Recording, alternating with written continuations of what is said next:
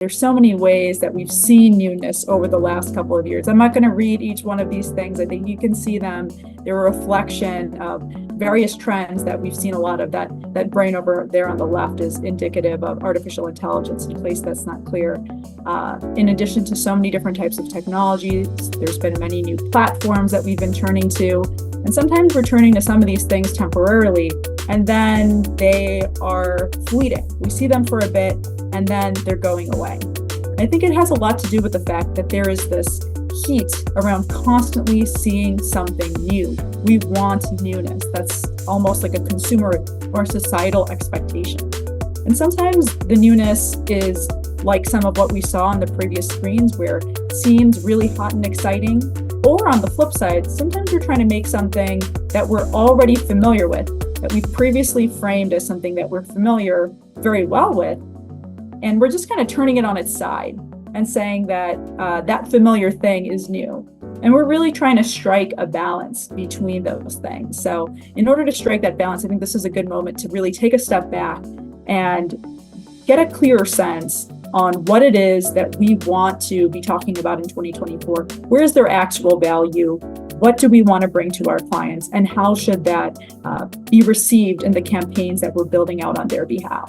So with that in mind, we're going to get really sharp on this future that we're leaning into for 2024. And these are the 4 trends that I'm going to be getting us into, starting with inventory cleanup, seeking attention, election investment, and writing hype cycles. Admittedly, there's a big waste issue. Now, it's not a totally new thing, but it's important to think about statistics like this one, where it was discovered that 23% of ad spend is wasted. And that's not a new discovery, again, just for 2023. It's something that there's been prolonged realization around, and there's many different like usual suspects that are contributing to that, including ad fraud, duplicative bidding, and made for advertising sites. I don't mean seeking attention in the same way that maybe sometimes we're just thinking, oh, are we talking about new ad formats or new ways to communicate? But I'm talking about attention as far as the measurement of it, because it's such a critical component that seems to be lacking, and that there's been a lot more heat around again in 2023, and I think we'll see a lot more of it in 2024 and beyond. So let's talk about it. Now, since this presentation has begun roughly 10 minutes ago, it's quite possible that you've done any of the following. You may have checked a little email, maybe you've looked at your phone, you've responded to a ping or a notification, text message, or you've done all of the above. And it's because we're in these really distracting environments that we turn to so many other behaviors. And it's not a new thing to share the stat that's been shared so many times in the digital media world, that attention and focus continues to decline. It was shared that around in the 2000s, that attention on average started at around 12 seconds that you could sustain somebody's attention, that it fell down to around 8 seconds by 2015, and that at this point, it's not exactly known how much further down it's fallen. I actually did see a study earlier this year from a clinical psychologist who studied attention, and they found, and I think the nature of their study was a little bit differently than how we may measure in the advertising world, where there's so much more distraction, but that on average in this newer study, that attention is hovering around like 40 seconds. Now, I don't think that is suggesting that there's been an incline, but that style of measurement was done differently. But in any case, even when our intention is to do deep work or put our attention onto something without distraction, we are challenged by the responsibility to lean into any one thing and focus at a moment in time. So by comparison, though, in theory, you could say that our passive attention is technically thriving. So if we're looking at a lot of little things over a short period of time, we can do a lot of that. We're scrolling on average 300 feet per day through different types of scrollable feeds, and that amounts to 21 miles per year. So we're not doing less of that. In fact, we're doing more of it. If you're asking less of me for any short piece of content, then I'm ready to lean in and I'm ready to do it again and again on repeat. But there's also a lot of traditional consumption that continues to take place. So highlighting some statistics over here, both a stat from 2022, but also a projection for 2024, that we're going to be spending more than we ever have before. And then actually a lion's share for that stat that we're seeing on the left, that $11 billion projected political ad spend, most of those dollars are expected to be tied to traditional television, which incidentally seems to go against some of what I've just described. I said that, well, it's pulling down, we're spending more in digital spaces. That's true.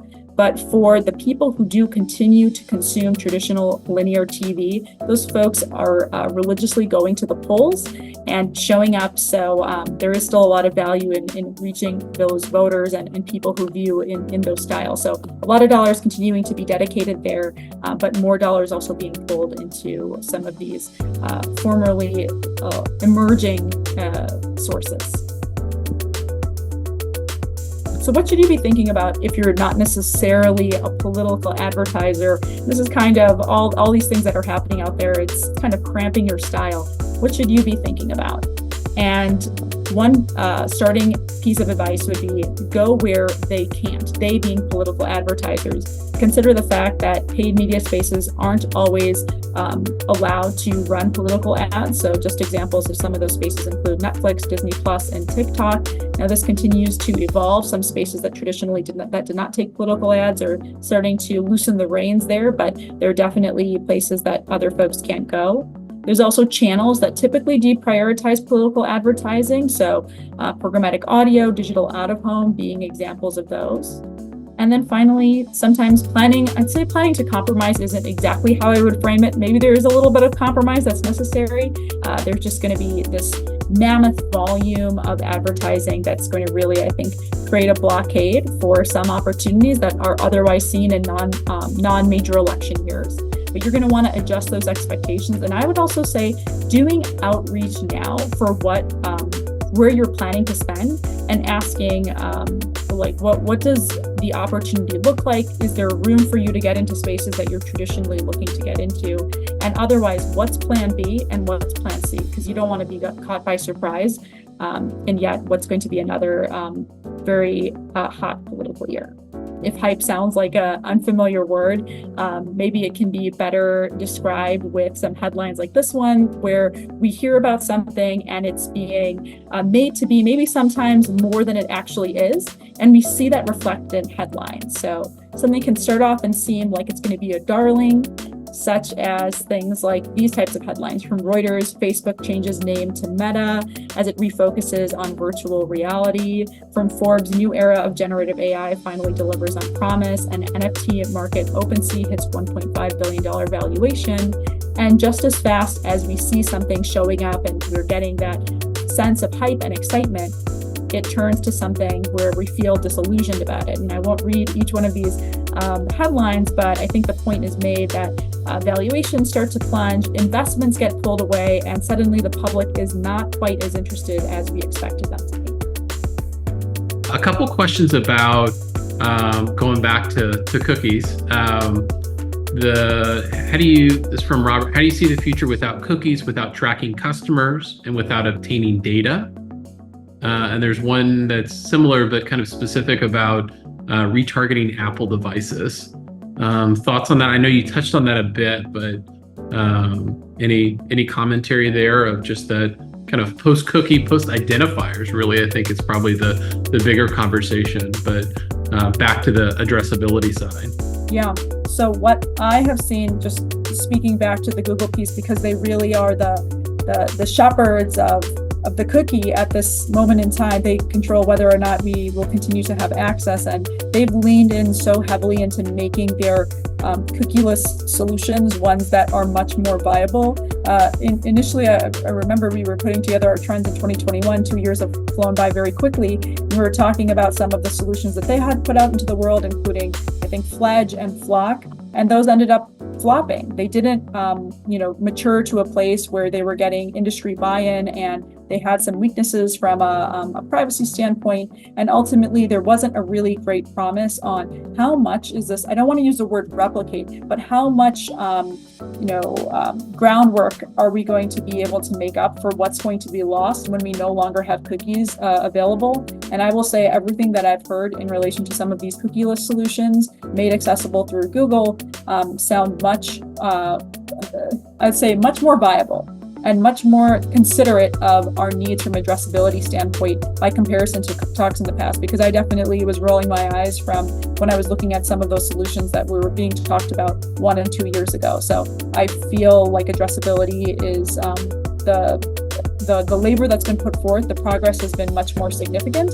And I mean, there's other partnerships, right? Like LiveRamp does a lot too, but it requires a lot of responsibility on the part of the advertiser to also come forward and bring a lot of first-party data. But yeah, again, with Google, they've done much more, and I think we're closer to making up for some of the loss that inevitably will occur when cookies finally go away.